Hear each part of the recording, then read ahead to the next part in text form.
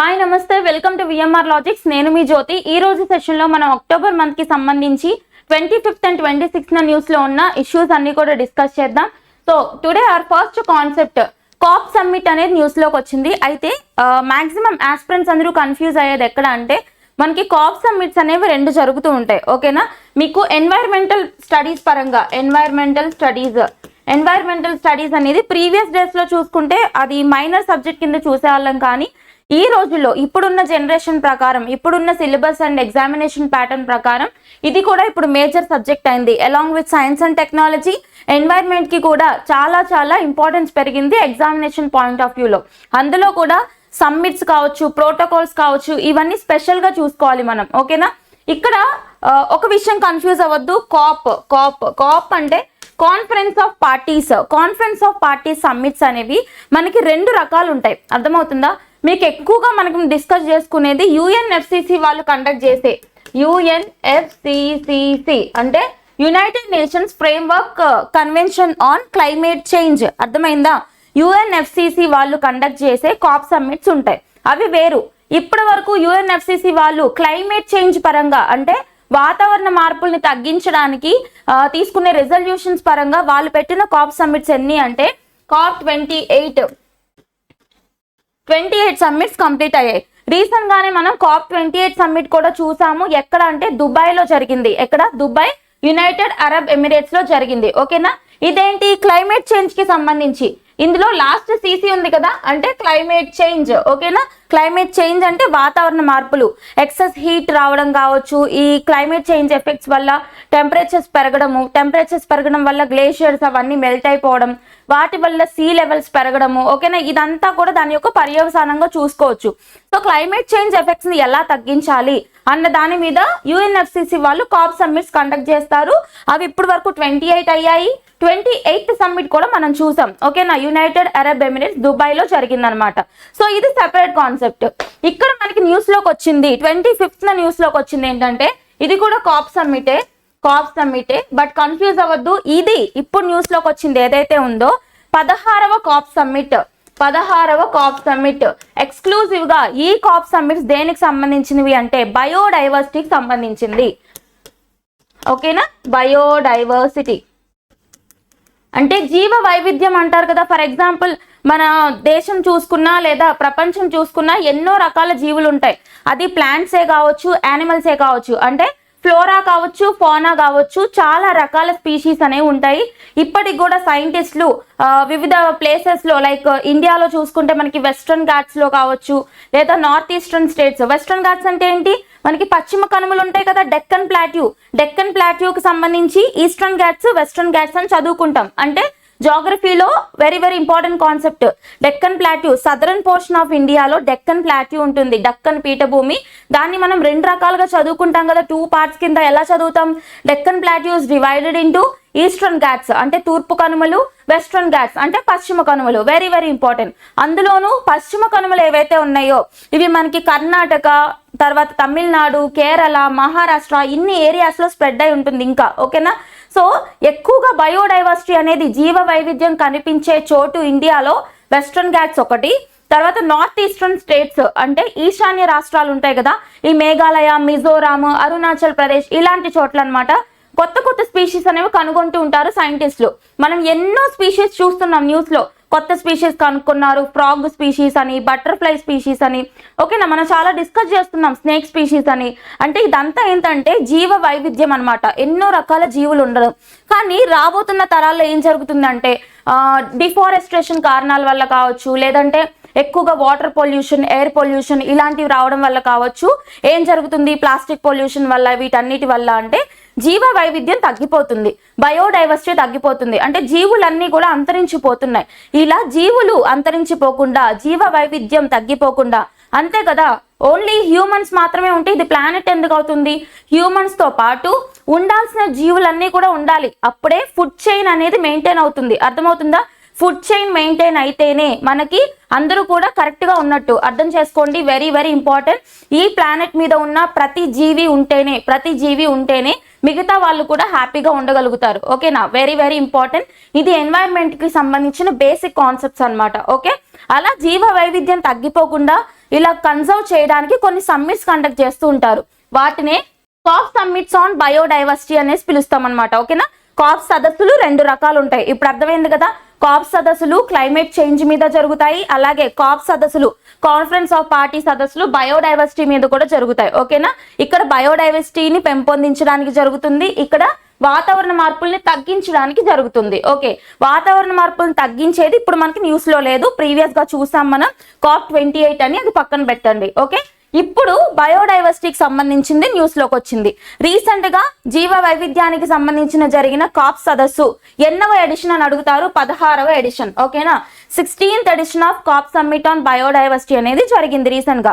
అయితే very very important point, సదస్సులు వచ్చినప్పుడు అక్కడ చూడాల్సింది ఏంటండి, ఎక్కడ జరిగింది, హోస్ట్ ఎక్కడ అంటే కొలంబియా. కొలంబియా, కాలి కొలంబియా, కాలి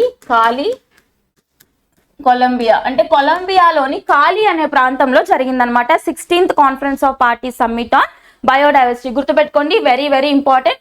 అయితే ఇది ఎప్పటి నుంచి స్టార్ట్ అయింది, కొంచెం బేసిక్ బ్యాక్గ్రౌండ్ కూడా అర్థం చేసుకోండి. This treaty was signed during the Earth Summit held in Rio de Janeiro in 1992. మనకి ఎన్వైరన్మెంటల్ స్టడీస్ పరంగా very very important summit earth summit లేదా రియో సమ్మిట్ అంటారు. రియో సమ్మిట్ ఎక్కడ జరిగింది అంటే ఈ ఎర్త్ సమ్మిట్ లేదా రియో సమ్మిట్ మనకి రియో డి జనీరో ఇన్ 1992. ఓకేనా, 1992లో జరిగిన రియో సమ్మిట్ లేదా ఎర్త్ సమ్మిట్ ఏదైతే ఉందో అక్కడే ఈ conference of parties on biodiversity అనే ట్రీటీని సైన్ చేయడం జరిగింది అనమాట. బయోడైవర్సిటీ ట్రీటీని సైన్ చేయడం జరిగింది. అయితే ఇది ఇంప్లిమెంటేషన్ లోకి తర్వాత సంవత్సరం 1992లో సైన్ చేస్తే 1993 నుంచి ఇంప్లిమెంటేషన్ లోకి వచ్చింది. ద ఫస్ట్ సెషన్ ఎక్కడ జరిగిందో చూసుకోవాలి. The first session of conference of parties of this convention అంటే conference of parties on biodiversity మొట్టమొదటి సెషన్ ఎప్పుడు జరిగింది, ఎక్కడ జరిగింది అంటే 1994. గుర్తుపెట్టుకోండి, 1993లో 1992లో సైన్ చేశారు. ఎక్కడ, రియోలో సైన్ చేశారనమాట. తర్వాత 1993 నుంచి ఇంప్లిమెంటేషన్ లోకి వచ్చింది. దాని ఇంప్లిమెంటేషన్ లోకి వచ్చిన తర్వాత 1994 నుంచి ఫస్ట్ సమ్మిట్ అనేది జరిగింది. ఫస్ట్ సమ్మిట్ ఎక్కడ జరిగిందండి, బెహమాస్ కంట్రీలోని నజావు అనే లొకేషన్ లో ఫస్ట్ బయోడైవర్సిటీ సమ్మిట్ జరిగింది అని గుర్తుపెట్టుకోండి. అండ్ ఇక్కడ ఈ సంవత్సరం జరిగింది 16th కాన్ఫరెన్స్. ఇది ఎక్కడ జరిగిందంటే కొలంబియా, కాలి. ఓకే, ఇది మనకి very very important concept, focus చేయండి, కంపల్సరీ అడిగే ఛాన్స్ ఉన్న క్వశ్చన్. ఓకేనా, next, president of India Droupadi Murmu conferred 5th national awards water awards for the year 2023. మీకు ఆల్రెడీ నేను ఒక ఇండికేషన్ లాగా, ప్రీవియస్ సెషన్స్ లో ఒక ఇండికేషన్ లాగా ఇచ్చాను నేషనల్ వాటర్ అవార్డ్స్ అని చెప్పేసి. దానికి సంబంధించి కొంచెం డీటెయిల్ గా చూద్దాం మనం ఇక్కడ. అంటే డిస్ట్రిక్ట్స్ కేటగిరీలో ఏ డిస్ట్రిక్ట్స్ కి బెస్ట్ అవార్డ్స్ వచ్చాయని చెప్పేసి అడిగే ఛాన్స్ ఉంటుంది. ఒకసారి చూద్దాం. First of all water conservation కి సంబంధించి నేషనల్ వాటర్ అవార్డ్స్ అనేది కన్ఫర్ చేయడం జరిగింది. ఇవి ఎవరు ప్రదానం చేశారంటే president of India Droupadi Murmu గారి చేతుల మీద ప్రదానం చేయడం జరిగింది. అయితే ఫస్ట్ ఆఫ్ ఆల్ ఈ యొక్క అవార్డ్స్ ఏ మంత్రిత్వ శాఖ పరిధిలోకి వస్తాయని అడుగుతారు. గుర్తుపెట్టుకోండి, ministry of Jal Shakti. Okay, ministry of Jal Shakti పరిధిలోకి వస్తాయి. ప్రతిదీ కూడా మినిస్ట్రీస్ చాలా చాలా ఇంపార్టెంట్. మీకు గ్యాలంటరీ అవార్డ్స్ డిస్కస్ చేసినప్పుడు చెప్పాను నేను, మినిస్ట్రీ ఆఫ్ డిఫెన్స్ కిందకు వస్తాయని. గ్యాలంటరీ అవార్డ్స్ అంటే ఏంటి, మిలిటరీ అవార్డ్స్. ఓకే, అట్లా చూసుకోవాలి ప్రతి అవార్డ్స్ కూడా. ఇక్కడ మనకి మినిస్ట్రీ ఆఫ్ జలశక్తి పరిధిలోకి వచ్చేవే నేషనల్ వాటర్ అవార్డ్స్, జాతీయ జల పురస్కారాలు. ఓకేనా, చూద్దాం. ఫస్ట్ టైం అసలు ఈ awards first time ministry of Jal Shakti కింద గవర్నమెంట్ ఆఫ్ ఇండియా వాళ్ళు ఎప్పుడు ఇంట్రడ్యూస్ చేశారంటే 2018వ సంవత్సరంలో ఇంట్రడ్యూస్ చేశారు. అలాగే ఫస్ట్ అవార్డ్స్ వచ్చేసి 2019 నుంచి ఇవ్వడం స్టార్ట్ చేశారు. ఓకే, బ్యాక్గ్రౌండ్ చూడండి, 2018లో స్టార్ట్ చేశారు, 2019 నుంచి ఇస్తున్నారు. తర్వాత the awards for presented to 38 winners in 9 categories. మొత్తం ఈ సంవత్సరం అంటే మనకి 2024లో ఇచ్చిన 2023కు సంబంధించిన అవార్డ్స్ అన్నమాట ఇవన్నీ. అవునా, లాస్ట్ ఇయర్ పర్ఫార్మెన్స్ బట్టి ఈ ఇయర్ ఇస్తారు అవార్డ్స్. సో గుర్తుపెట్టుకోండి, ఈ సంవత్సరం న్యూస్ లోకి వచ్చింది 2023 అవార్డ్స్ 2024లో ప్రదానం చేశారు. అయితే ఎన్ని కేటగిరీస్ లో అంటే 9 కేటగిరీస్ అడిగే ఛాన్స్ ఉంటుంది. మొత్తం 9 కేటగిరీస్ లో ఈ సంవత్సరానికి గాను 38 మంది విన్నర్స్ కి ఇచ్చారనమాట. అందులో కూడా మీరు డిస్ట్రిక్ట్స్ చూసుకుంటే డిస్ట్రిక్ట్స్ కంపల్సరీ అడుగుతారు. ఏ డిస్ట్రిక్ట్స్ కి సో నేషనల్ వాటర్ అవార్డ్స్ అందుకున్న డిస్ట్రిక్ట్స్ లో ఉన్నవేంటి లేనివేంటి అని అడిగే ఛాన్స్ ఉంటుంది. ఒకసారి చూద్దాం. బండా ఉత్తరప్రదేశ్ కి సంబంధించిన Banda district from north zone and Ganderbal Jammu Kashmir from the north zone joint winner. North zone కి సంబంధించి ఇక్కడ డైరెక్షన్ చూసుకోండి, north zone, west zone, south zone, east zone, north east zone. మొత్తం మనకి జోనల్ కౌన్సిల్స్ చూసినా గానీ మనకి ఎన్ని ఉంటాయి?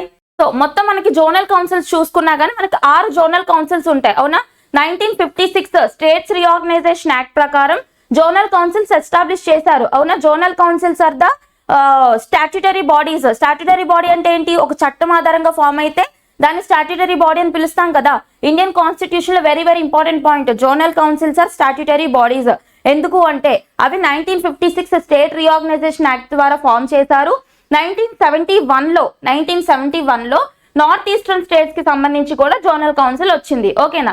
జోనల్ కౌన్సిల్ కి ఎక్స్ ఆఫీషియో చైర్మన్ గా ఎవరు ఉంటారు అంటే హోం మంత్రిత్వ శాఖ అంటే మినిస్ట్రీ ఆఫ్ హోమ్ అఫైర్స్ ఉంటారు, ఓకే? ఇది సెపరేట్ కాన్సెప్ట్, పక్కన పెట్టండి. ఇక్కడ మనం చూసుకుంటే జోన్స్ ప్రకారం అంటే మనకి ఇక్కడ 5 జోన్స్ ఇచ్చారు. ఈ 5 జోన్స్ ప్రకారం బెస్ట్ డిస్ట్రిక్ట్స్ గా వేటిని సెలెక్ట్ చేశారో గుర్తుపెట్టుకోండి. నార్త్ జోన్ ప్రకారం, నార్త్ జోన్ లో అంటే ఉత్తరం వైపు చూసుకుంటే 2 డిస్ట్రిక్ట్స్ జాయింట్ విన్నర్ గా గెలుచుకున్నారు. వాళ్ళు ఎవరంటే ఇప్పుడు మనం డిస్కస్ చేసుకున్న ఉత్తరప్రదేశ్ కి సంబంధించిన బాండా డిస్ట్రిక్ట్, తర్వాత గండేర్బాల్ వచ్చేసి జమ్మూ కాశ్మీర్ కి సంబంధించిన డిస్ట్రిక్ట్ అన్నమాట. తర్వాత వెస్ట్ జోన్ పశ్చిమం వైపు చూసుకుంటే మనకి మధ్యప్రదేశ్ కి సంబంధించిన ఇండోర్ చాలా చాలా ఇంపార్టెంట్ సిటీ. ఎందుకు అంటే the cleanest city in India. మనకి కాన్సిక్యూటివ్ గా స్వచ్ఛ సర్వేక్షణ్ అవార్డ్స్ కి సంబంధించి క్లీనెస్ట్ సిటీగా ఇండోర్ ఎప్పుడు కూడా ముందుంటుంది అనమాట. కాబట్టి గుర్తుపెట్టుకోండి, వెస్ట్ జోన్ కి సంబంధించి మధ్యప్రదేశ్ రాష్ట్రానికి సంబంధించిన ఇండోర్ కి అవార్డు వచ్చింది. తర్వాత సౌత్ జోన్ దక్షిణం వైపు చూసుకుంటే విశాఖపట్నం, ఆంధ్రప్రదేశ్ కి సంబంధించిన విశాఖపట్నం జిల్లాకి బెస్ట్ అవార్డు వచ్చిందనమాట. సో రీజనల్ ఇష్యూస్ లో ఫోకస్ చేయండి, very very important concept. Andhra Pradesh అభ్యర్థులు ఎవరైతే ఉన్నారో ఫోకస్ చేయండి, ఓకేనా? ఎగ్జామినేషన్ పాయింట్ ఆఫ్ వ్యూలో అడిగే ఛాన్స్ ఉంటుంది. Next Odisha from east zone కి సంబంధించి ఒడిషాకి సంబంధించిన Balangir district. And finally north eastern zone, very very important. ఈశాన్య రాష్ట్రాల మీద మనం ఎక్కువ ఫోకస్ పెట్టాలి. నార్త్ ఈస్టర్న్ జోన్ కి సంబంధించి నేషనల్ వాటర్ అవార్డ్స్ 2023లో మనకి నార్త్ ఈస్టర్న్ జోన్ నుంచి బెస్ట్ డిస్ట్రిక్ట్ అవార్డు అందుకున్న డిస్ట్రిక్ట్ ఏంటి అంటే దలాయ్, ఓకేనా? త్రిపుర రాష్ట్రంలో ఉన్న దలాయ్, ఓకేనా? వెరీ వెరీ ఇంపార్టెంట్, ఫోకస్ చేయండి. ఇది మనకి నేషనల్ వాటర్ అవార్డ్స్ కి సంబంధించి ఇంపార్టెంట్ పాయింట్స్. 75 years ఆఫ్ భారతీయ ఆదిమ జాతి Sevak Sangh, very very important. ఇక్కడ భారతీయ ఆదిమ జాతి సేవక్ సంఘ్ అనేది ఒక ఆర్గనైజేషన్ అన్నమాట. ట్రైబల్ వెల్ఫేర్ కోసం, ఓకే? మార్జినలైజ్ సెక్షన్స్ ఎవరైతే ఉంటారో ట్రైబల్ లో కూడా పూర్ పాపులేషన్ కావచ్చు, అండ్ పావర్టీ నుంచి బయటకు తీసుకురావడానికి, అలాగే ఉన్నత స్థాయిని కల్పించడానికి, బెస్ట్ ఎడ్యుకేషన్ ఫెసిలిటీస్ అందించడానికి, ఓవరాల్ గా చెప్పుకుంటే ట్రైబల్ అప్లిఫ్ట్మెంట్ కోసం పనిచేస్తున్న సంస్థ అన్నమాట, ఓకే? ఇది మొత్తానికి ఇప్పుడు మనకి 75 years కంప్లీట్ అయ్యిందని చెప్పేసి మనకు ఒక కాంటెక్స్ట్ లో న్యూస్ లోకి వచ్చింది. ఒకసారి చూద్దాము. President Draupadi Murmu attended an event on the completion of 75 years of the భారతీయ ఆదిమ జాతి సేవక సంఘ్ ఇన్ న్యూ ఢిల్లీ, ఓకేనా? ఇది ఒక సొసైటీ అన్నమాట, ఒక ఆర్గనైజేషన్ గుర్తుపెట్టుకోండి. దేనికోసం వర్క్ చేస్తుంది? ట్రైబల్ అప్లిఫ్ట్మెంట్ కోసం వర్క్ చేస్తున్న ఒక సొసైటీ. ఎక్కడుంది? న్యూ ఢిల్లీలో ఉంది, ఓకేనా? సో ఇక్కడ ప్రెసిడెంట్ ద్రౌపది ముర్ము గారు అటెండ్ అయ్యారు. మనకు తెలుసు ద్రౌపది ముర్ము గారు ట్రైబల్ పాపులేషన్ కి సంబంధించిన పర్సన్. అలాగే ఆవిడ ఏ ట్రైబల్ పాపులేషన్ కి సంబంధించిన పర్సన్ అంటే సంతాల్ ట్రైబ్స్. మనం ఆల్రెడీ చాలా సార్లు డిస్కస్ చేసాం. సంతాల్ ట్రైబల్ పాపులేషన్ మీద ఒకసారి ఫోకస్ చేయండి అని చెప్పాను నేను, గుర్తుందా? సో గుర్తుపెట్టుకోండి. అండ్ సంతాలీ లాంగ్వేజ్ అనేది ఇండియన్ కాన్స్టిట్యూషన్ రికాగ్నైజ్ చేసిన షెడ్యూల్ 8 లో ఉన్న 22 అఫీషియల్ లాంగ్వేజెస్ లో కూడా ఉంది, అవునా? లాస్ట్ అమెండ్మెంట్ తో యాడ్ చేశారు, ఓకే? గుర్తుపెట్టుకోండి. Santhal very very important. Droupadi Murmu గారికి సంబంధించిన ట్రైబ్ అన్నమాట, వెరీ వెరీ ఇంపార్టెంట్. సో ఇక్కడ మనకు న్యూస్ లోకి వచ్చిన భారతీయ ఆదిమ జాతి సేవక్ సంఘ్ అనేది ఎప్పుడు ఎస్టాబ్లిష్ చేశారు, ఎవరు ఎస్టాబ్లిష్ చేశారో చూద్దాం. It was established on October 24, 1948. October 24, 1948 ఢిల్లీలో ఎస్టాబ్లిష్ చేశారు బై థక్కర్ బాబా. పేరు గుర్తుపెట్టుకోండి, థక్కర్ బాబా. ఈయన పూర్తి పేరు వచ్చేసి అమృత్లాల్ విఠల్ దాస్ ఠక్కర్, ఓకే? అమృత్లాల్ విఠల్ దాస్ ఠక్కర్ గారు ఈ యొక్క సొసైటీని ఎస్టాబ్లిష్ చేయడం జరిగింది. ఎప్పుడు? 1948 October 24, ఓకేనా? Very very important. ఈయన గాంధీ గారు ఎస్టాబ్లిష్ చేసిన హరిజన సేవక్ సంఘ్ ఉంది కదా, గాంధీజీ ఎస్టాబ్లిష్ చేసిన హరిజన్ సేవక్ సంఘ్ ఎస్టాబ్లిష్మెంట్ లో కూడా ఈయన యొక్క ప్రామినెంట్ రోల్ ఉంది. అలాగే ఇక్కడ ఈయన గురించి కొంచెం ఇండైరెక్ట్ గా అడగాల్సిన క్వశ్చన్ ఒకటి ఉంటుంది. అదేంటంటే ఇక్కడ ఒక బుక్ రాశారు ఈయన, ట్రైబ్స్ ఆఫ్ ఇండియా అని చెప్పి, ఓకే? అది ఎప్పుడు పబ్లిష్ అయింది? 1950లో ట్రైబ్స్ ఆఫ్ ఇండియా అనేది రాసింది ఎవరు అంటే ఠక్కర్ బాబా, విఠల్ దాస్ ఠక్కర్ గారు ట్రైబ్స్ ఆఫ్ ఇండియా బుక్ రాశారు. సో డైరెక్ట్ గా ఇలా అడిగినా అడగకపోయినా క్వశ్చన్స్ మనం ఎలా ఎక్స్పెక్ట్ చేయొచ్చు, ఎప్పుడు కూడా ఒక పర్సన్ న్యూస్ లో నిలిస్తే ఆ పర్సన్ కి సంబంధించిన అచీవ్మెంట్స్ ఫోకస్ చేస్తారని మనం ఎప్పుడు చదువుకుంటాం. అలాగే ఈ పర్సన్ ఇప్పుడు న్యూస్ లో నిలిచారు, ఈ యొక్క సేవక్ సంఘ్ ని ఎస్టాబ్లిష్ చేసి న్యూస్ లో నిలిచారు. ఇక్కడ మనకు అడిగే క్వశ్చన్స్ ఎలా ఉండొచ్చు, దీని యొక్క ఎస్టాబ్లిష్మెంట్ డేట్ అడగొచ్చు, లేదా ఇయర్ అడగొచ్చు, లేదు అంటే ఇంకొంచెం ట్విస్టింగ్ గా ఈ బుక్ నేమ్ అడగొచ్చు, ట్రైబ్స్ ఆఫ్ ఇండియా అని రాసింది ఎవరు, ఇట్లా అడగొచ్చు అనమాట. ఓకే, ఫోకస్ చేయండి, very very important. Next, Punjab to spend 350 million on artificial rain to reduce smog in Lahore. Very very important. ఇక్కడ పంజాబ్ అంటే ఇండియాకి సంబంధించిన పంజాబ్ కాదు, నోట్ పాయింట్. పంజాబ్ అంటే ఇండియాకి సంబంధించిన పంజాబ్ కాదు, మనకి పాకిస్తాన్ లో కూడా ఒక పంజాబ్ ఉంది, పాకిస్తాన్ లో ఒక పంజాబ్ ఉంది. Very very important. సో వాళ్ళు లాహోర్ లో పెరిగిపోయిన ఎయిర్ పొల్యూషన్ ని తగ్గించడానికి ఆర్టిఫిషియల్ రెయిన్ ని తీసుకురావడానికి గాను ఖర్చు పెడుతున్నారంట. ఎంత? 350 million ఖర్చు పెడుతున్నారు. Very very important. మనకి ఇక్కడ AQI ఇండెక్స్ ఏదైతే ఉంటుందో, సో ఇక్కడ మనకి ఎయిర్ క్వాలిటీ ఇండెక్స్ ఏదైతే ఉంటుందో, ప్రపంచంలోనే లాహోర్ అనేది టాప్ పొల్యూటెడ్ సిటీగా మనకి న్యూస్ లోకి వచ్చింది. గుర్తుపెట్టుకోండి, లాహోర్. ఓకేనా? సో అక్కడ ఈ యొక్క పొల్యూషన్ ని తగ్గించడానికి, ఎయిర్ పొల్యూషన్ ని తగ్గించడానికి పంజాబ్ వాళ్ళు ఈ యొక్క పొల్యూషన్ ని తగ్గించడానికి ఆర్టిఫిషియల్ రెయిన్ కోసం ఎంత ఖర్చు పెడుతున్నారంట? 350 million ఖర్చు పెడుతున్నారని చెప్తున్నారు. WHO నిర్దేశించిన రికమెండేషన్స్ కంటే చాలా చాలా పెరిగిపోయింది పొల్యూషన్ అనేది చెప్తున్నారు అనమాట. యాక్చువల్ గా చూసుకుంటే మనకి 50 points లోపలే ఉండాలి, 50 points లోపలే ఉండాలి. కానీ ఇక్కడ ఎంత ఉందంటే 394. చూసారా ఎంత ఎక్కువ ఉందో? మనకి 50 points కంటే తక్కువ ఉండాల్సింది 394 points ఉంది. అంటే ఎంత ఎక్కువ చూడండి WHO రికమెండేషన్స్ కంటే. Okay, very very important, focus చేయండి. అండ్ ఇక్కడ WHO హెడ్ క్వార్టర్స్ వచ్చేసి జెనీవా. WHO అనేది జెనీవాలో ఉంది, 1948 లో ఎస్టాబ్లిష్ చేశారు. మీకు ఇంటర్నేషనల్ ఆర్గనైజేషన్స్ వచ్చినప్పుడల్లా నేను హెడ్ క్వార్టర్స్ ఇయర్స్ చెప్పడానికి రీజన్ ఏంటంటే ఇది ఎప్పటికీ ఇంపార్టెంట్ క్వశ్చనే. ఓకేనా? ఇంటర్నేషనల్ ఆర్గనైజేషన్స్ అన్ని కూడా మనం హెడ్ క్వార్టర్స్ చూసుకోవాలి, ఇయర్స్ కంపల్సరీ చూసుకోవాలి. ఓకే, సో ఎక్కువ సార్లు చెప్తూ ఉంటే మీకు అలా గుర్తుండిపోతుంది అని చెప్పేసి రివైజ్ చేస్తున్నాను నేను. మీరు అదే విధంగా ఎక్కువ సార్లు రివైజ్ చేయండి.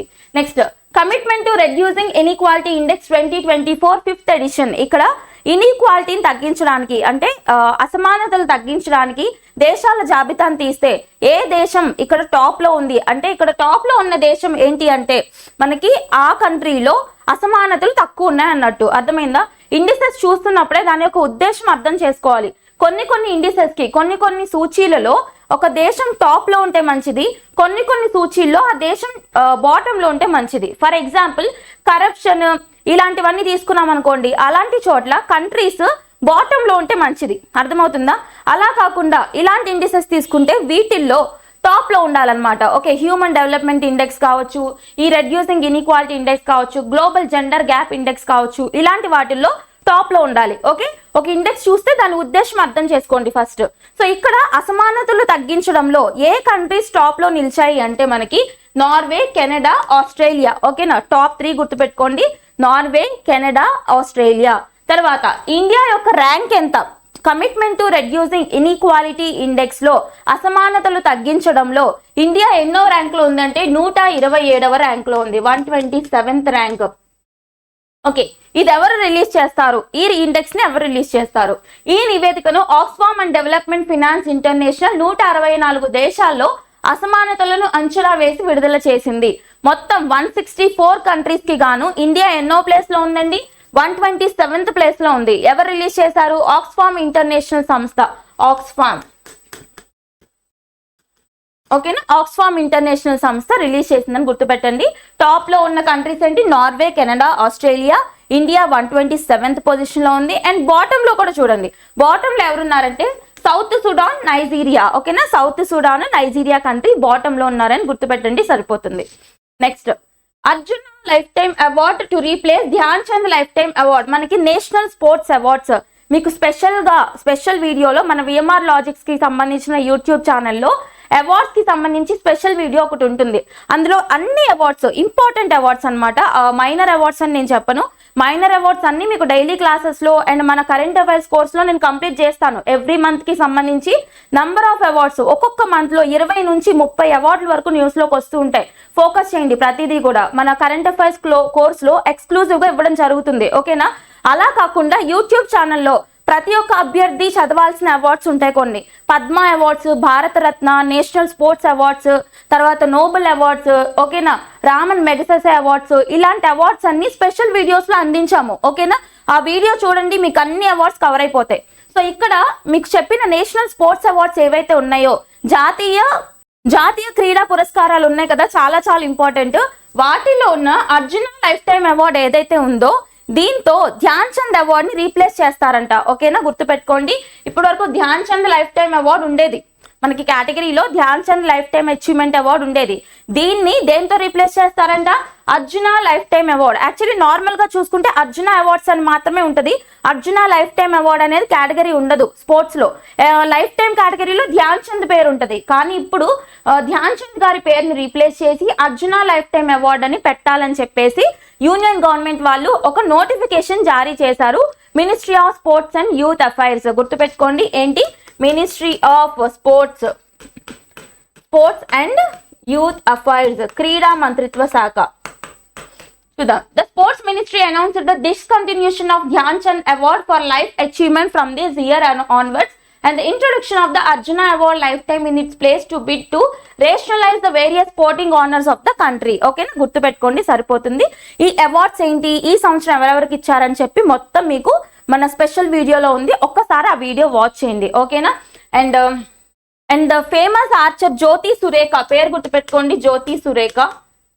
జ్యోతి Surekha from Andhra Pradesh. Famous archery player, athlete అనమాట. ఆర్చరీ విలు విద్య అంటారు కదా, దానికి సంబంధించిన అథ్లెట్ ఎవరైతే ఉన్నారో ఈవిడికి అర్జున అవార్డు ఇవ్వలేదు అని చెప్పేసి చాలా కాంట్రవర్సీ అండి రీసెంట్ గా. సో ఒకసారి అవార్డ్స్ అన్ని చూడండి, చాలా చాలా important. Next, ministry of home affairs issues advisory to create special wing of cyber commandos in all states. ఇక్కడ ఏంటంటే మీరు కరెంట్ అఫైర్స్ అనేది ఎంత డీప్ గా అనలైజ్ చేయాలో అర్థమవుతుంది మనకి ఈ ఆర్టికల్ చూస్తే. ఎందుకు చెప్తున్నాను అంటే మనకి లాస్ట్ మంత్ నుంచి చూసుకుంటూ వస్తే కొన్ని ఒప్పందాలు న్యూస్ లోకి వస్తున్నాయి. మనం ఆల్రెడీ డైలీ సెషన్స్ డిస్కస్ చేసాం అవన్నీ కూడా. ఏంటవి ఆ ఒప్పందాలు? ఏంటంటే సైబర్ సెక్యూరిటీకి సంబంధించి పోలీస్ ఫోర్సెస్ కి కొన్ని ఐఐటీస్ ట్రైనింగ్ ఇవ్వడానికి ఒప్పుకున్నాయని చెప్పేసి మెమరాండం చూసాం. బట్ అన్ని ఒకే రోజు చూడలేదు, మనం ఒకే వీక్ లో లేదా ఒకే మంత్ లో 2-3 మెమరాండం చూసాం. ఫర్ ఎగ్జాంపుల్ ఐఐటి మద్రాస్ ఒకసారి వచ్చింది న్యూస్ లోకి, తర్వాత ఐఐటి కాన్పూర్ ఒకసారి న్యూస్ లోకి వచ్చింది. ఇట్లా చూసుకుంటూ వచ్చాం. మనం ఏమనుకుంటాము, యాక్చువల్లీ ఇది ఒక నార్మల్ మెమరాండం అనేసి మనం అనుకుంటాం. కానీ ఇక్కడ దాని పర్యవసానం ఏంటి అంటే మినిస్ట్రీ ఆఫ్ హోమ్ అఫైర్స్ వాళ్ళు ఇప్పుడు ఒక అనౌన్స్మెంట్ చేశారు. ఏంటంటే అది ప్రతి ఒక్క స్టేట్ లోను, అర్థమవుతుందా, భారతదేశంలో ఉన్న ప్రతి ఒక్క స్టేట్ లోను ఉన్న పోలీస్ డిపార్ట్మెంట్స్ ఏవైతే ఉంటాయో వాటిల్లో సైబర్ సెక్యూరిటీకి సంబంధించి స్పెషల్ కమాండోస్ ఫోర్స్ లేదా ఒక స్పెషల్ వింగ్ ని ఎస్టాబ్లిష్ చేయాలని ministry of home affairs notification జారీ చేసింది. చాలా చాలా ఇంపార్టెంట్, గుర్తుపెట్టుకోండి. ఇప్పుడున్న సొసైటీలో చూసుకుంటుంటే మొత్తం కూడా సైబర్ నేరాలు ఎక్కువైపోయాయి. ఫినాన్షియల్ ఫ్రాడ్స్ లో కావచ్చు, లేదా సైబర్ బుల్లింగ్ కావచ్చు, లేదా ఫేస్ మార్ఫింగ్ కావచ్చు, ఇట్లా అన్ని కూడా సైబర్ మోసగాళ్ళు ఎక్కువైపోయారు. కాబట్టి వీటన్నిటిని కూడా అడ్డుకట్ట వేయడంలో విధంగా ఒక స్పెషల్ వింగ్ ని ప్రతి స్టేట్ పోలీస్ డిపార్ట్మెంట్ లో పెట్టాలి అని చెప్పి మినిస్ట్రీ ఆఫ్ హోమ్ అఫైర్స్ వాళ్ళు అనౌన్స్ చేయడం జరిగింది. ఓకేనా, చాలా చాలా ఇంపార్టెంట్. మనం ప్రీవియస్ గా చదువుకున్న మెమరాండమ్స్ అన్ని కూడా దీనికి లింక్ చేసేసుకోవచ్చు ఇప్పుడు మనం. అంటే లైక్ ఈ పాయింట్ చూడండి, currently the first batch of ఇప్పుడు ప్రెసెంట్ 246 సైబర్ కమాండోస్, 146 ఒక స్పెషల్ వింగ్ ని ఎస్టాబ్లిష్ చేయాలి అంటే అందులో ఉన్న ప్రతి ఒక్క పర్సన్ కి సైబర్ సెక్యూరిటీ పట్ల ఈ యొక్క బ్లాక్ చైన్ టెక్నాలజీస్ పట్ల అవగాహన ఉండాలి కదా. ఇప్పుడు మనం నార్మల్ గా ట్రైనింగ్ తీసుకుంటారు పోలీస్ డిపార్ట్మెంట్ వాళ్ళు ఎవరైనా కానీ, కొంచెం క్యాజువల్ ట్రైనింగ్ తీసుకుంటారు. బట్ అంత డీప్ గా బ్లాక్ చైన్ టెక్నాలజీ లెవెల్లో ట్రైనింగ్స్ అనేవి తీసుకోరు. కానీ ఈ సైబర్ సెక్యూరిటీ కమాండర్స్ ఎవరైతే ఉంటారో వీళ్ళందరికీ ప్రతి ఒక్క దాని మీద అవగాహన ఉండాలి. ఇక్కడ వీళ్ళు మెన్షన్ చేసిన 246 మెంబర్స్ కి ప్రతి ఒక్క దాని మీద అవగాహన ఉండాలి. అంటే వీళ్ళకి ట్రైనింగ్ అనేది అవసరం. ఈ ట్రైనింగ్ ఎవరిస్తున్నారు? ఫస్ట్ బ్యాచ్ కి, ఇప్పుడు రిలీజ్ చేయబోతున్న ఫస్ట్ బ్యాచ్ లో ఉన్న 246 సైబర్ కమాండోస్ ఎవరైతే ఉన్నారో వీళ్ళకి ట్రైనింగ్ ఇచ్చేది ఎవరంటే 6 months training by IIT Kanpur, తర్వాత IIT Madras, national forensic science university in Gandhinagar. ఓకేనా, ఈ 3 యూనివర్సిటీస్, ఈ 3 ఇన్స్టిట్యూట్స్ గుర్తుపెట్టుకోండి. చాలా చాలా ఇంపార్టెంట్ కాన్సెప్ట్. ఓకే, సో మనం ఎంత డీప్ గా చదవాలో అర్థమవుతుంది కదా కరెంట్ అఫైర్స్. వాటర్ హైసింత్, మీకు గుర్రపు డెక్క అని వింటారు కదా, గుర్రపు డెక్క జనరల్ వెర్నాక్యులర్ లాంగ్వేజ్ లో చూసుకుంటే గుర్రపు డెక్క అంటే చాలా మందికి తెలుసు. ఈ వాటర్ బాడీస్ ఏవైతే ఉంటాయో వీటిల్లో ఎక్సెసివ్ గా పెరిగిపోతూ ఉంటుంది కదా. ఫ్లవర్స్ చూస్తే కొంచెం అట్రాక్టివ్ గా ఉంటాయి, బ్లూ అండ్ లావెండర్ కలర్ లో ఉంటాయి ఫ్లవర్స్. వాటిని వాటర్ హయాసింత్ అని పిలుస్తారు ఇంగ్లీష్ లో. ఓకేనా. దీనికి సంబంధించిన కాండం ఏదైతే ఉంటుందో, స్టెమ్ ఏదైతే ఉంటుందో అది ఫైబ్రస్ గా ఉంటుంది. అంటే మనం ఇలా తీసినప్పుడు ఫైబర్స్ వస్తూ ఉంటాయి అనమాట. సో ఈ యొక్క ఫైబ్రస్ నేచర్ ఆఫ్ స్టెమ్ ని అడ్వాంటేజ్ గా తీసుకుని ఆంధ్రప్రదేశ్ రాష్ట్ర ప్రభుత్వం వాటర్ హయాసింత్ తో హ్యాండీక్రాఫ్ట్స్ ని డెవలప్ చేయాలి అని చెప్పేసి ఆలోచిస్తుంది. గుర్తుపెట్టుకోండి, హ్యాండీక్రాఫ్ట్స్. ఓకేనా. The Andhra Pradesh handicrafts development corporation is planning to impart training to artisans in manufacturing eco-friendly products and decorative material with the water hyacinth. ఓకేనా. eco-friendly అంటే పర్యావరణ సహితంగా ఉండే ప్రోడక్ట్స్ కావచ్చు, అలాగే కొన్ని డెకరేటివ్ మెటీరియల్స్ కావచ్చు. ఇలాంటి వాటిని వాటర్ హయాసింత్ తో తయారు చేయడానికి ఏ రాష్ట్రానికి సంబంధించిన హ్యాండీక్రాఫ్ట్స్ డెవలప్మెంట్ కార్పొరేషన్ ఏ రాష్ట్రానికి సంబంధించిన హ్యాండీక్రాఫ్ట్స్ డిపార్ట్మెంట్ ఒక నిర్ణయం తీసుకుంది అంటే ఆంధ్రప్రదేశ్ రాష్ట్రం అని గుర్తుపెట్టుకోండి. ఓకేనా. ఆంధ్రప్రదేశ్ రీజనల్ ఇష్యూస్ ఫోకస్ చేయాలి. ఓకే.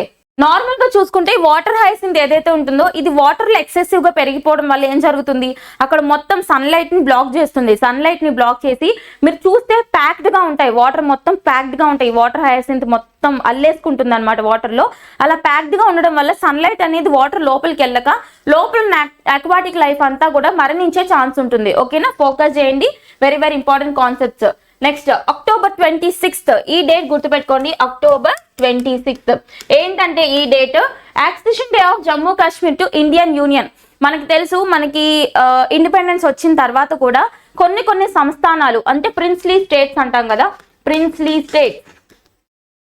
స్టేట్స్ లేదా తెలుగులో చూస్తే సంస్థానాలు అని పిలుస్తారు. సంస్థానాలు, ఈ సంస్థానాలు ఏవైతే ఉంటాయో ఇవన్నీ కూడా సో ఈ ప్రిన్స్లీ స్టేట్స్ ఏవైతే ఉంటాయో వీటన్నిటికీ కూడా కొన్ని ఆప్షన్స్ ఇచ్చారు గవర్నమెంట్ వాళ్ళు. ఏంటి, మీరు ఐదర్ సావరెనిటీ ఆఫ్ ఇండియాలో ఉండండి, లేదు అంటే పాకిస్తాన్ లో కలవండి, లేదు అంటే సో ఈ ప్రిన్స్లీ స్టేట్స్ అన్ని కూడా మాక్సిమం పాకిస్తాన్ లో కానీ ఇండియాలో కానీ కలిసిపోయాయి అనమాట తర్వాత. కానీ కొన్ని ప్రిన్స్లీ స్టేట్స్, కొన్ని సంస్థానాలను మాత్రం మేము ఇండియాలో కలవమని చెప్పేసి కూర్చున్నాయి.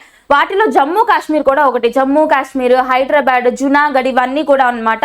అయితే అందులో ఈ యొక్క జమ్మూ కాశ్మీర్ ఏదైతే ఉందో జమ్మూ అండ్ కాశ్మీర్ అప్పట్లో ఎవరి ఆధ్వర్యంలో ఉండేదంటే రాజా హరిసింగ్. ఓకేనా. రాజా హరిసింగ్ ఆధ్వర్యంలో, మహారాజా హరిసింగ్ ఆధ్వర్యంలో ఉండేది. అప్పుడు జమ్మూ కాశ్మీర్ ని భారతదేశంలో విలీనం చేసుకోవడానికి మనం చేసుకున్న ఒప్పందం ఒకటి ఉంది. దాన్ని మనం ఇన్స్ట్రుమెంట్ ఆఫ్ యాక్సెషన్ అంటారు. విలీన ఒప్పందం. ఓకేనా.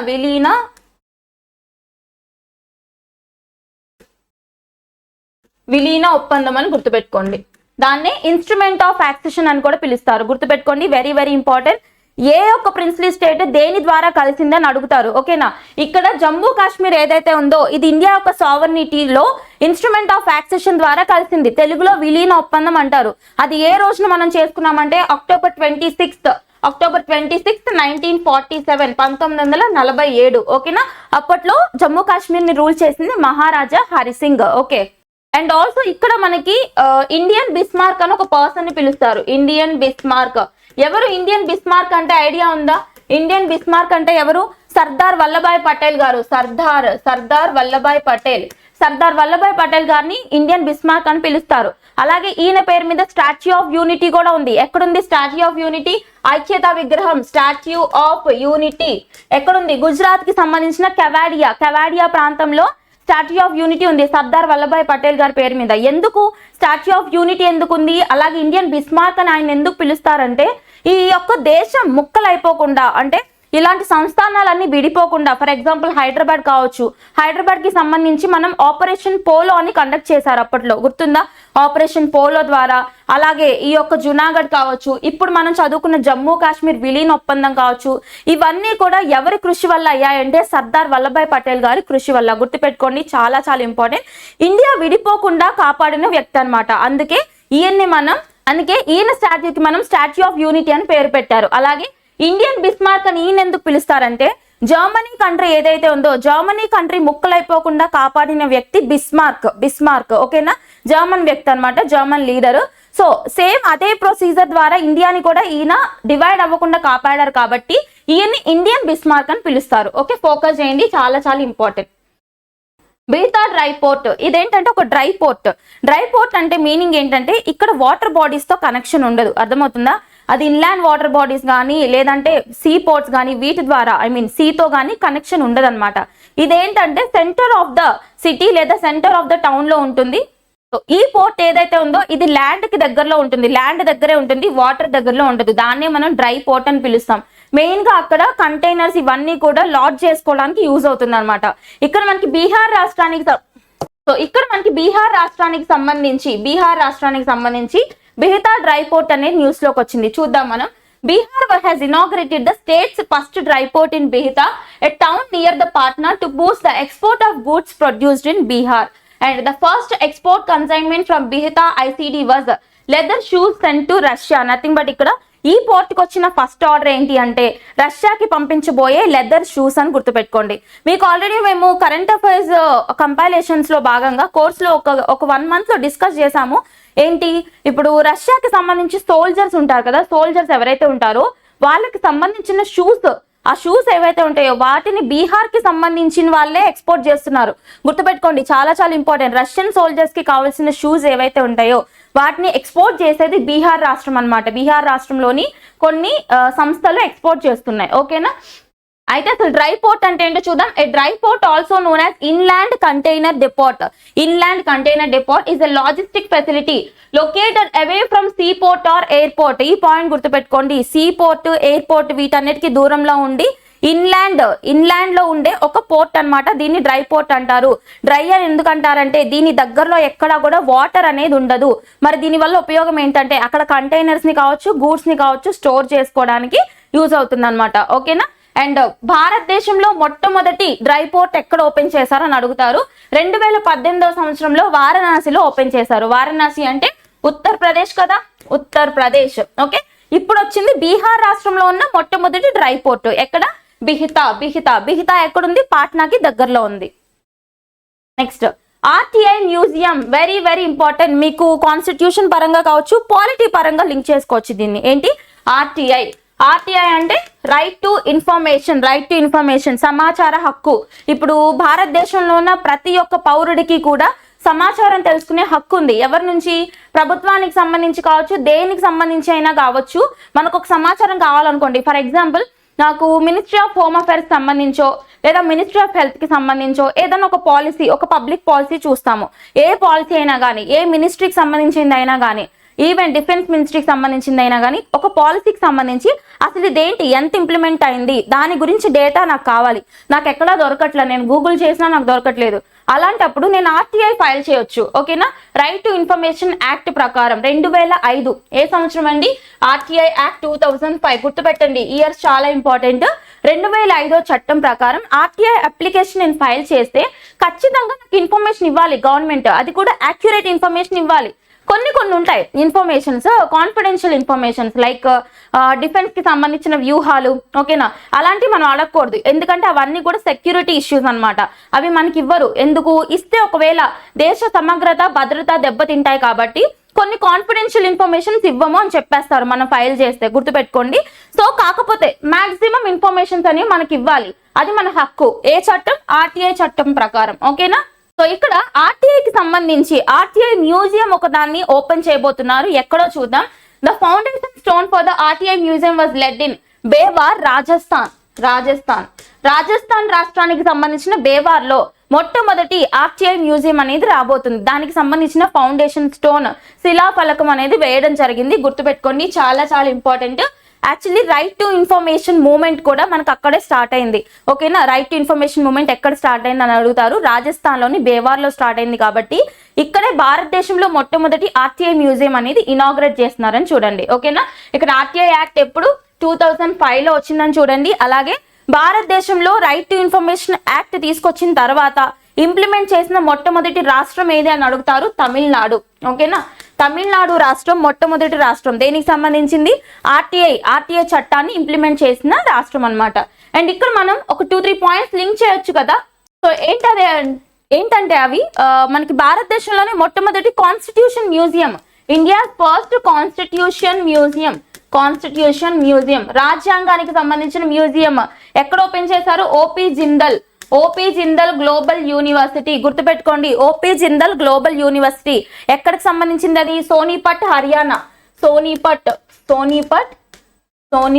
హర్యానా. ఓకేనా, వెరీ వెరీ ఇంపార్టెంట్.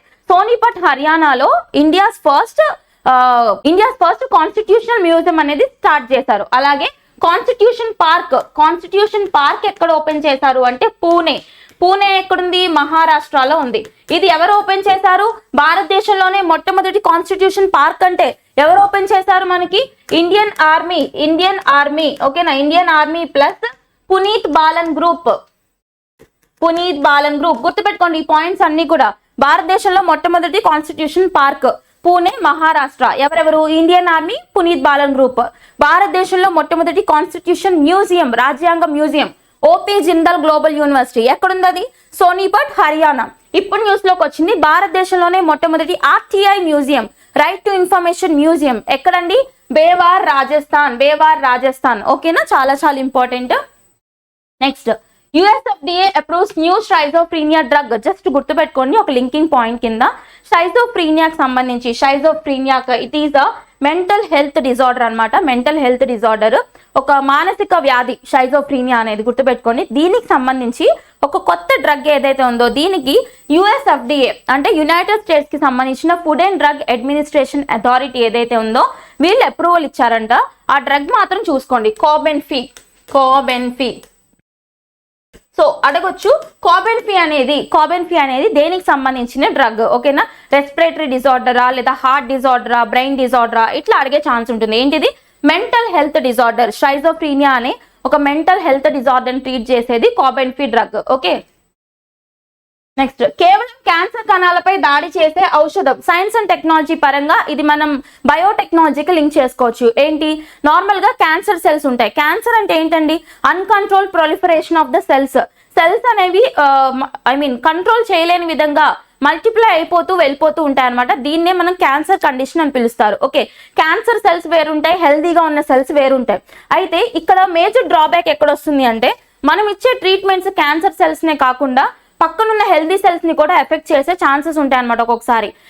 ఇదే మనకి మేజర్ డ్రాబ్యాక్. అయితే ఈ డ్రాబ్యాక్ ని సరిచేస్తూ ఇప్పుడు వస్తున్న ఇన్నోవేషన్ ఏదైతే ఉందో దీనివల్ల ఓన్లీ టార్గెట్ చేసిన క్యాన్సర్ సెల్ మాత్రమే నశిస్తుంది, పక్కనున్న హెల్దీ సెల్ కి ఎటువంటి ఎఫెక్ట్ అనేది ఉండదని చెప్తున్నారు.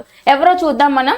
ఆరోగ్యకర కణాలకు నష్టం కలగకుండా కేవలం క్యాన్సర్ కణాలపై దాడి చేసే ఔషధాన్ని న్యూయార్క్ యూనివర్సిటీ పరిశోధకులు, ఎవరు? న్యూయార్క్ అంటే యునైటెడ్ స్టేట్స్ ఆఫ్ అమెరికాకి సంబంధించిన పరిశోధకులు ఒక ఇన్నోవేషన్ తో న్యూస్ లోకి వచ్చారు. దాని పేరేంటో కూడా వాళ్ళు ఇంకా ఎక్స్ప్లెయిన్ చేయలేదు.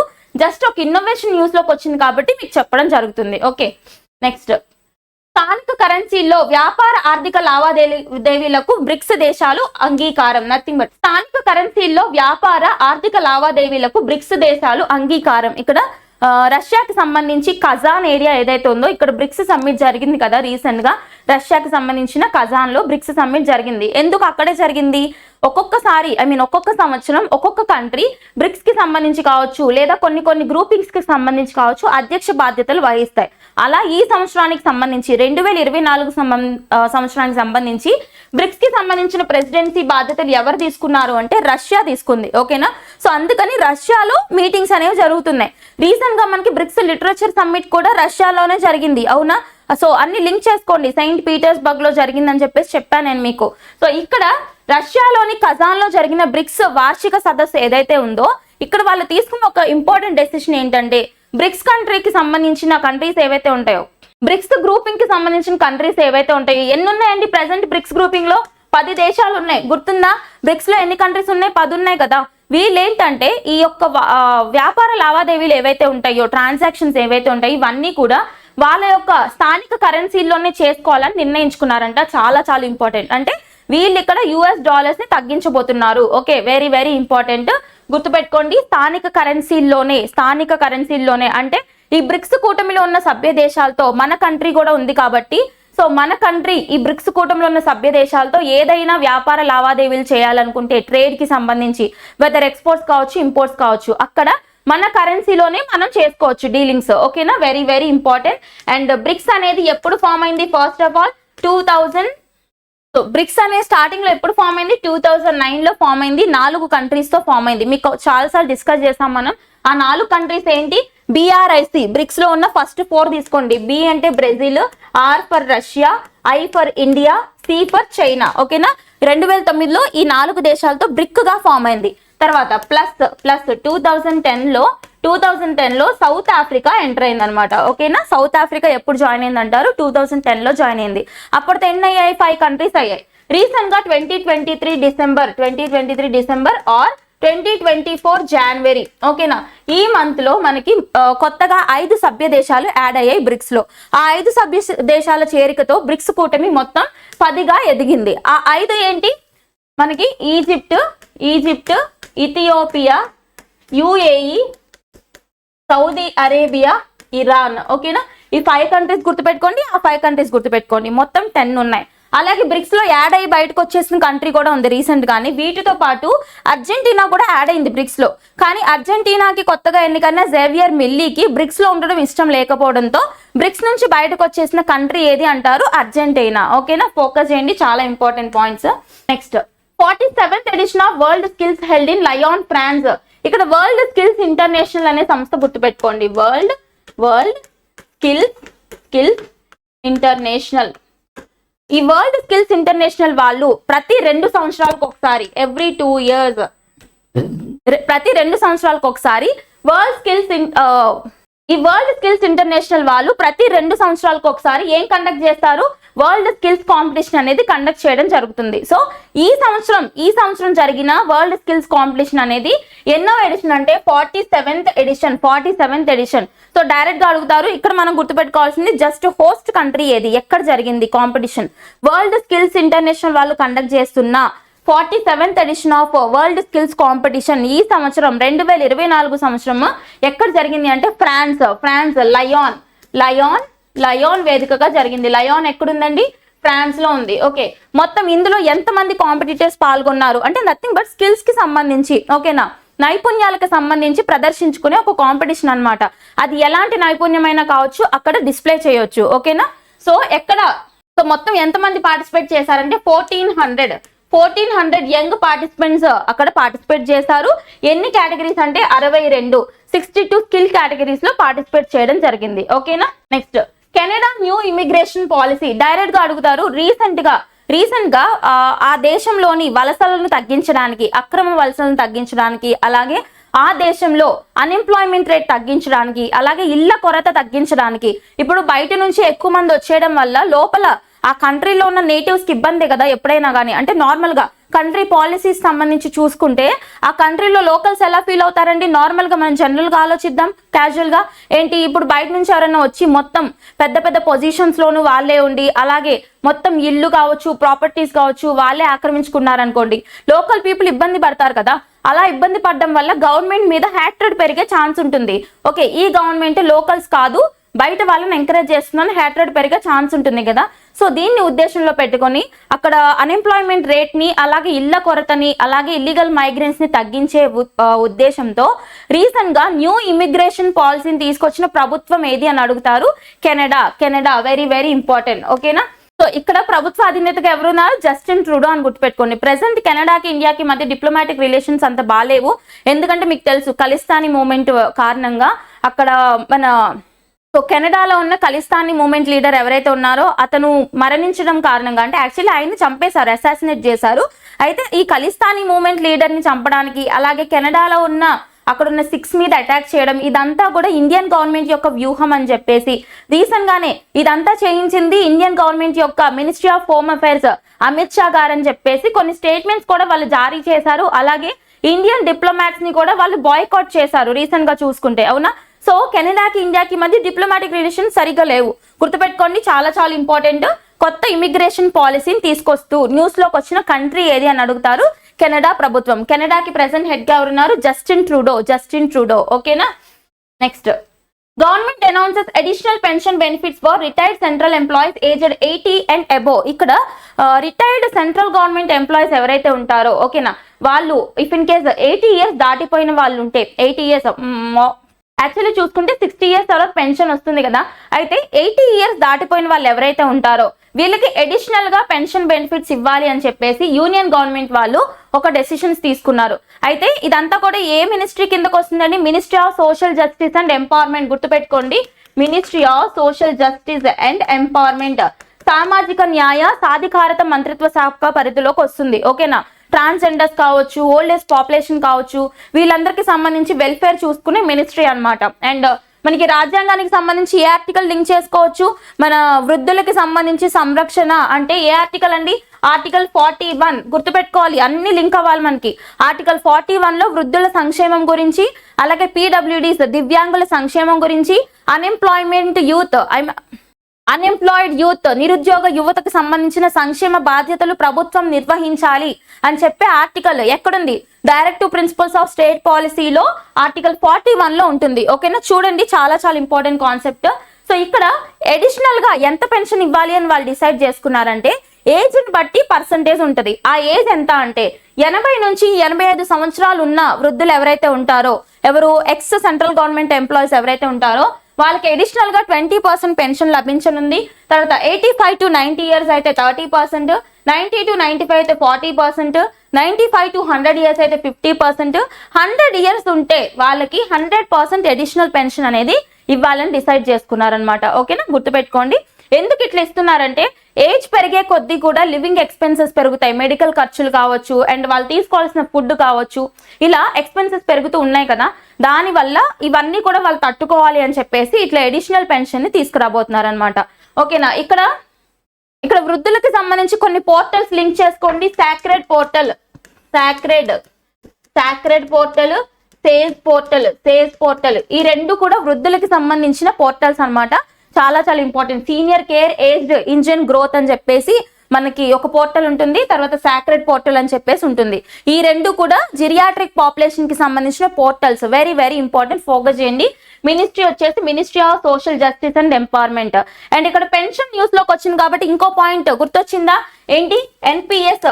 ఇప్పుడు వరకు ఉన్న ఎన్పిఎస్ నేషనల్ పెన్షన్ స్కీమ్ అంటే జాతీయ పెన్షన్ పథకాన్ని రీప్లేస్ చేసి ఇప్పుడు న్యూస్ లోకి వచ్చింది ఏంటి? యూపీఎస్ అంటే యూనిఫైడ్ పెన్షన్ స్కీమ్ అనేది ఎన్పిఎస్ ని రీప్లేస్ చేసి అమల్లోకి వస్తుంది అనమాట. ఓకే, ఏంటి రెండింటికి డిఫరెన్స్? ఎన్పిఎస్ లో కొలాబరేషన్ బట్టి అంటే ఎంప్లాయ్ ఎంత కాంట్రిబ్యూట్ చేస్తాడో, ఓకే, ఉద్యోగి ఎంత కాంట్రిబ్యూట్ చేస్తాడో దాన్ని బట్టే ఉంటుంది వాళ్ళకి వచ్చే పెన్షన్ అమౌంట్ అనేది. అండ్ అది కూడా ఖచ్చితత్వం అనేది ఉండదు. ఓకే, ఇంత ఫిక్స్డ్ అమౌంట్ వస్తుంది అని చెప్పలేరు. కానీ యూపీఎస్ లో అలా కాదు, ఇండిపెండెంట్ గా ఉంటుంది. ఒక ఫిక్స్డ్ అమౌంట్ అనేది ఆ పెన్షనర్ కి కావచ్చు, పెన్షనర్ యొక్క ఫ్యామిలీకి కావచ్చు, ఫిక్స్డ్ అమౌంట్ ఆఫ్ పెన్షన్ అనేది ఖచ్చితంగా వచ్చేస్తుంది. ఎందులో? యూపీఎస్ లో. ఈ యూపీఎస్ ని తీసుకురావాలని ఎప్పటి నుంచో ఎంప్లాయీస్ డిమాండ్ చేస్తూనే ఉన్నారు. రీసెంట్ గా కేంద్ర ప్రభుత్వం ఒక కమిటీని వేసింది. ఎన్పిఎస్ ప్లేస్ లో యూపీఎస్ ని తీసుకురావచ్చా లేదా అని స్టడీ చేయడానికి కేంద్ర ప్రభుత్వం వేసిన కమిటీకి అధ్యక్షుడు ఎవరని అడుగుతారు? టీవీ సోమనాథన్.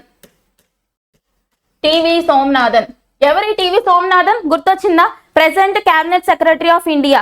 రాజీవ్ గౌబా గారు ఉండేవాళ్ళు కదా ఇంతకు ముందు క్యాబినెట్ సెక్రటరీ పొజిషన్ లో, ఆయన పొజిషన్ లో టీవీ సోమనాథన్ అపాయింట్ అయ్యారని నేను చెప్పాను మీకు క్లాస్, అవునా? సో టీవీ సోమనాథన్ గారి అధ్యక్షతన వేసిన కమిటీలో ఏం నివేదిక ఇచ్చారంటే ఎన్పిఎస్ ని యూపీఎస్ తో రీప్లేస్ చేయొచ్చు. ఓకేనా? గుర్తుపెట్టుకోండి, UPS very very important. Rajiv Gauba గారు ఎవరు? మరి ఎక్స్ క్యాబినెట్ సెక్రటరీ ఎవరైతే ఉన్నారో ఆయన అధ్యక్షతను కూడా ఒక కమిటీ ఉంది. ఆ కమిటీ ఏంటి? Schedule caste reclassification. ఓకేనా? షెడ్యూల్ కులాల వర్గీకరణకు సంబంధించిన కమిటీకి అధ్యక్షుడు ఎవరు అంటే రాజీవ్ గౌబా. ఓకేనా? లింక్ చేయండి, చాలా ఇంపార్టెంట్ పాయింట్స్ ఇవన్నీ. And next one, enrich conclave 2024. Okay, ఇక్కడ role of artificial intelligence in the energy sector. ఈ యొక్క ఎనర్జీ సెక్టార్ లో ఆర్టిఫిషియల్ ఇంటెలిజెన్స్ యొక్క పాత్ర, ఓకేనా, కృత్రిమ మేధ యొక్క పాత్ర ఏంటి అన్న దాన్ని బట్టి ఒక కాన్క్లేవ్ అంటే ఏంటండి? కాన్క్లేవ్ టెక్నికల్ టర్మ్స్ చాలా ఇంపార్టెంట్. సమ్మిట్స్ అంటారు. కాన్క్లేవ్ అన్నా, సమ్మిట్ అన్నా, కాంగ్రెస్ అన్నా ఇవన్నీ ఒకటే, సెషన్స్ అన్నా ఒకటే అన్నమాట. ఎన్రిచ్ కాంక్లేవ్ 2024 న్యూఢిల్లీలో జరిగింది.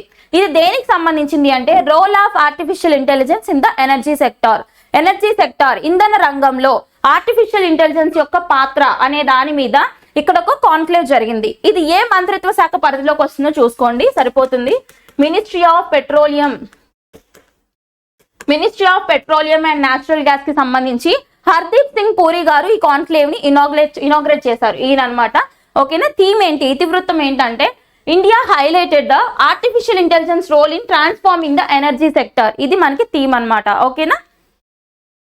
Next, honoring the spirit of Kitturu Rani Chennamma, commemorative postage stamp released on the occasion of 200 years of Kitturu Vijayotsava 23rd October 2024. Direct గా అడుగుతారు. రీసెంట్ గా కిట్టూరు చెన్నమ్మ ఎవరైతే ఉన్నారో ఈవిడికి సంబంధించి ఒక పోస్టల్ స్టాంప్ అనేది యూనియన్ గవర్నమెంట్ రిలీజ్ చేసింది. తపాలా శాఖ వాళ్ళు రిలీజ్ చేశారు. Department of post A ministry కిందకు వస్తుందండి? Postal department. తపాలా శాఖ ఏ మంత్రిత్వ శాఖ పరిధిలోకి వస్తుందంటే ministry of communications. So focus చేయండి, మినిస్ట్రీస్ చాలా ఇంపార్టెంట్. నేను ఎన్నోసార్లు ప్రతిదీ మినిస్ట్రీస్ చెప్తాను, ఎందుకంటే ఇప్పుడు చాలా ట్రెండింగ్ క్వశ్చన్స్ అన్నమాట మంత్రిత్వ శాఖలు పోర్టల్లు అడగడం. ఓకేనా. మినిస్ట్రీ ఆఫ్ కమ్యూనికేషన్ పోస్టల్ శాఖ, department of post ministry of communication పరిధిలోకి వస్తుంది.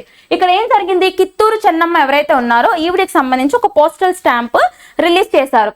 ఎందుకు రిలీజ్ చేశారంటే కిట్టూరు చెన్నమ్మ ఎవరు అంటే యాక్చువల్గా బ్రిటిష్ వాళ్ళకి వ్యతిరేకంగా పోరాడిన ఒక యోధురాలు, కర్ణాటకకి సంబంధించిన క్వీన్ అన్నమాట. గుర్తుపెట్టుకోండి. సో ఈవిడ ఒక కింగ్ ని మ్యారేజ్ చేసుకున్నారు. ఎవరు ఆ కింగ్ పేరేంటంటే మల్లాసార్జా దేశాయ్ అనే కింగ్ ని కిట్టూరు ఎక్కడుంది, కర్ణాటకకు సంబంధించిన కిట్టూరు కింగ్ ని మ్యారేజ్ చేసుకున్నారు. ఆయన చనిపోయిన తర్వాత సో ఈవిడికి సంబంధించిన పిల్లలు ఎవరైతే ఉంటారో అంటే ఈవిడ యొక్క కొడుకు చనిపోవడంతో ఒక పర్సన్ ని అడాప్ట్ చేసుకున్నారు. ఆ పర్సన్ పేరు శివలింగప్ప. ఓకేనా. అయితే అప్పట్లో మనకి డాక్ట్రిన్ ఆఫ్ ల్యాబ్స్ అని చెప్పేసి ఒక కాన్సెప్ట్ ఉండేది. అవునా. Doctrine of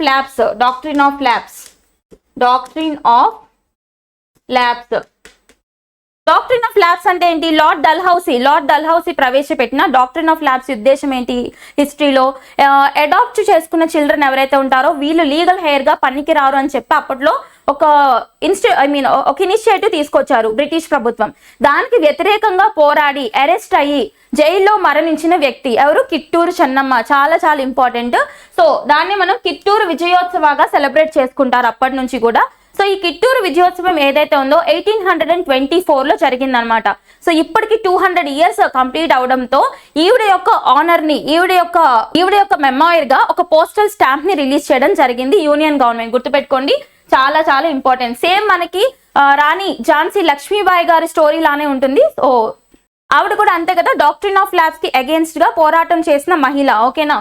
next, snow leopards of India. Just ఇక్కడ ఒక ఆర్టికల్ అనేది కవర్ అవడం జరిగింది. ప్రెసెంట్ ఇండియాలో స్నో లెపర్డ్ పాపులేషన్ ఎలా ఉంది, మంచు చిరుతల పాపులేషన్. ఫోకస్ చేయండి. ఎన్వైరన్మెంటల్ స్టడీస్ లో ఈ కాన్సెప్ట్ చాలా ఇంపార్టెంట్. ఏంటి? స్నో లెపర్డ్ పాపులేషన్ కావచ్చు, టైగర్ సెన్సస్ ఇన్ ఇండియా కావచ్చు, అలాగే cheetah project, cheetah reintroduction project కావచ్చు, తర్వాత ఎలిఫెంట్ రిజర్వ్స్ కావచ్చు. ఇవన్నీ ఫోకస్ చేయాలన్నమాట. ఇక్కడ మనకి స్నో లెపర్డ్స్ గురించి చదువుకుందాం ఈరోజు. India is home to 780 snow leopards. మనకి భారతదేశంలో మొట్టమొదటిగా జరిగిన స్నో లెపర్డ్ సెన్సస్ ఇప్పుడే జరిగింది. ఎప్పటి నుంచి ఎప్పటి వరకు అసెస్ చేశారంటే స్నో లెపర్డ్ పాపులేషన్ ని 2019 నుంచి 2022 ఇది మనకి snow leopard population assessment in India programme కింద తీసుకొచ్చారు. FPAI ఇనాగ్రల్ సెన్సస్ అన్నమాట. అంటే ఇప్పటి వరకు ఎప్పుడు కూడా స్నో లెపర్డ్స్ ని కౌంట్ చేయలేదు, ఇనాగ్రల్ గా కౌంట్ చేశారు. వాళ్ళు కౌంట్ చేసిన దాని ప్రకారం ఇప్పుడు ప్రెసెంట్ ఇండియాలో స్నో లెపర్డ్ పాపులేషన్ ఎంత ఉందంట? 718 ఉంది. ఎంతండి? 718 ఉంది. చాలా ఇంపార్టెంట్, గుర్తుపెట్టుకోండి. అందులో కూడా ఎక్కువగా కాన్సన్ట్రేట్ అయి ఉన్న రాష్ట్రాలు మనకి లడాక్, ఉత్తరాఖండ్, హిమాచల్ ప్రదేశ్, అరుణాచల్ ప్రదేశ్, సిక్కిం అండ్ జమ్మూ కాశ్మీర్. చూసారా, సౌదర్న్ ఇండియా కావచ్చు, వెస్ట్రన్ సైడ్ కావచ్చు, ఎక్కడా లేవు స్నో లెపర్డ్స్. మొత్తం కూడా నార్త్ ఈస్ట్ తర్వాత నార్త్ ఇటు సైడే ఉన్నాయి అనమాట. అంటే ఇదంతా కూడా చల్ల ప్రదేశాల్లో, కోల్డ్ డిజర్ట్స్ ఏరియాస్ లో మాత్రమే ఉంటాయని గుర్తుపెట్టుకోండి. అందుకే వాటిని మంచు చిరుతలు అని పిలుస్తాం మనం. ఓకేనా. అందులో కూడా ఇక్కడ మనం మెన్షన్ చేసిన స్టేట్స్ అన్నిటిలో కూడా లడాక్ లోనే మేజర్ పాపులేషన్ ఉంది. ఎంతంట? 2/3. అంటే ఈ 718 లో 2/3 పాపులేషన్ ఆఫ్ స్నో లెపర్డ్స్ ఎక్కడున్నాయండి? లడాక్. ఓకే, ఫోకస్ చేయండి. ఇక్కడ చూడండి, లడాక్ లో ఎంత ఉన్నాయి? 477, ఉత్తరాఖండ్ 124, హిమాచల్ ప్రదేశ్ 51, అరుణాచల్ ప్రదేశ్ 36, సిక్కిం 21, జమ్మూ కాశ్మీర్ 9. ఆర్డర్ లో అడగొచ్చు. Okay, arrange in ascending or descending order అని చెప్పి కొంచెం టఫ్ గా అడిగే ఛాన్స్ ఉంటుంది కాబట్టి నంబరింగ్ కూడా ఫోకస్ చేయండి. ఓకేనా. అండ్ స్నో లిపర్స్ కి సంబంధించి స్నో లిపర్స్ కి సంబంధించి స్టేట్ యానిమల్ గా గుర్తించిన రాష్ట్రం ఏది అని అడుగుతారు. Very very important and very easy also. Ladakh. Ladakh లో ఎక్కువ పాపులేషన్ ఉంది కాబట్టి వాళ్ళే గుర్తించారు. అలాగే ఒక దేశం కూడా వాళ్ళ యొక్క అఫీషియల్ యానిమల్ కింద స్నో లెపర్డ్ ని డిక్లేర్ చేసింది. ఆ దేశం ఏంటి? ఈ ఇయర్ లోనే డిక్లేర్ చేసింది కజకిస్తాన్. కజకిస్తాన్ దేశం వాళ్ళ అఫీషియల్ యానిమల్ కింద స్నో లెపర్డ్ ని డిక్లేర్ చేసిందని గుర్తుపెట్టుకోండి. ఓకేనా? That's all about today's current issues. Miscellaneous గా ఇంకేమైనా కవర్ అవ్వకపోతే నెక్స్ట్ సెషన్ లో డిస్కస్ చేద్దాం. Keep learning and thank you so much.